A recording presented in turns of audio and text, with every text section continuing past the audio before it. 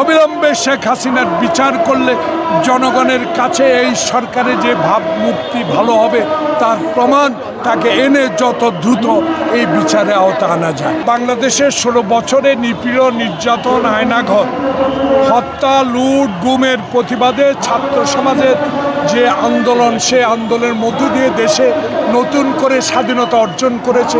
গণতান্ত্রিক দেশ প্রতিষ্ঠার জন্য, স্বাধীন দেশ প্রতিষ্ঠার জন্য সর্বাত্মক সহযোগিতা ইন্টেরিয়াম গভর্নমেন্টকে করা হবে। আমি একজন মুক্তিযুদ্ধ হিসাবে শুধু একটি বলতে চাই, অবিলম্বে শেখ হাসিনার বিচার করলে জনগণের কাছে এই সরকারের যে ভাবমূর্তি ভালো হবে তার প্রমাণ তাকে এনে যত দ্রুত এই বিচারে আওতা আনা যায়।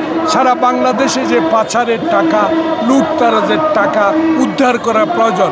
বিচার বিভাগকে সঠিক পথে নিয়ে যাওয়া দরকার। দুদককে স্বাধীনভাবে গড়ে তোলার দরকার। নির্বাচন কমিশন নতুন করে গঠন করে সকল উপজেলা, পৌরসভা এবং ইউনিয়ন বাতিল করে প্রশাসন নিয়োগ করার দরকার। এইসব চক্র সব ভুয়া, এগুলো আওয়ামী লীগের সৃষ্টি, আওয়ামী লীগের সন্ত্রাসীদের সৃষ্টি। এই তত্ত্বাবধায়ক সরকার, ইন্টেরিয়াম সরকারের বিরুদ্ধে কথা বলার সুযোগ কারো ইনশাল্লাহ নাই।